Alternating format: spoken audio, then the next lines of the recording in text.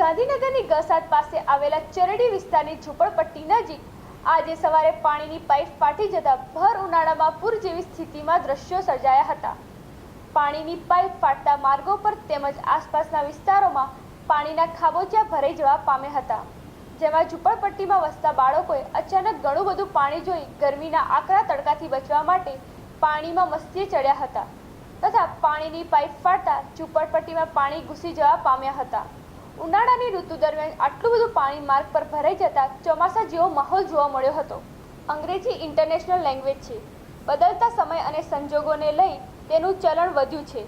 પેરેન્ટ્સમાં પણ પોતાના બાળકોને અંગ્રેજી માધ્યમમાં મૂકવા માટેની ઘેલછા દિન પ્રતિદિન વધી રહી છે। અંગ્રેજી માધ્યમમાં બાળક ભણે તેને સ્ટેટસ સિમ્બોલ પણ ગણાય છે।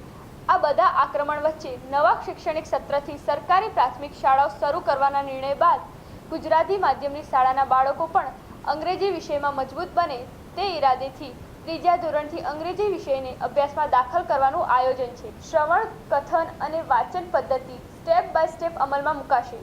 બાળકને ત્રીજા ધોરણથી અંગ્રેજી વિષયનું જ્ઞાન મળે તથા અંગ્રેજી શબ્દોને ઓળખતા તથા સમજતા શીખે તે ઈરાદે નવું અભિયાન હાથમાં લીધું, જેમાં thank you, sit down, good morning જેવા બેઝિક શબ્દો બાળકો પાસે બોલાવવામાં આવશે। ત્યારબાદ સૂચનાઓ થકી બાળકોના મનમાંથી અંગ્રેજી ભાષાનો ડર દૂર કરવાનો પ્રયત્ન કરાશે।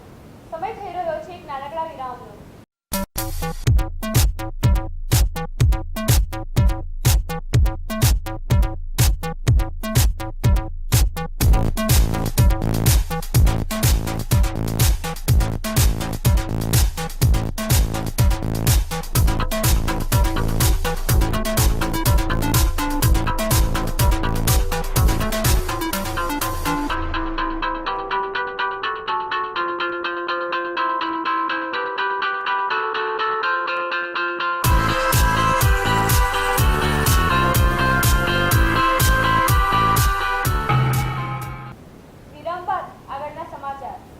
શહેરમાં સર્કલો નજીક સ્થિત પાર્લરો ટ્રાફિકની દ્રષ્ટિએ અડચણરૂપ હોવાનું ધ્યાને આવતા તંત્ર કક્ષાએથી પાર્લરો તોડી પાડવાનો નિર્ણય લેવામાં આવ્યો છે।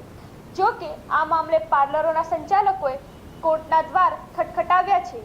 બીજી તરફ તંત્ર દ્વારા ટ્રાફિકના મામલે અડચણરૂપ પાર્લરોને અનુલક્ષી ફોટોગ્રાફ સાથે રિપોર્ટ તૈયાર કર્યો છે।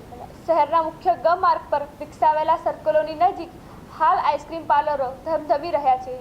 તંત્ર દ્વારા 7 વર્ષ પૂર્વે શરતોને આધીન આ પાર્લરો શરૂ કરવા મંજૂરી આપવામાં આવી હતી, જ્યારે સમય જતાં પાર્લરોના સંચાલકો દ્વારા જરૂરી શરતોનું પાલન ન થતું હોવાનું તંત્રમાં ધ્યાને આવ્યું હતું, જેના પરિણામે મુદત પૂરી થતાં આ પાર્લરો બંધ કરી દેવા તંત્રએ નોટિસ આપી છે।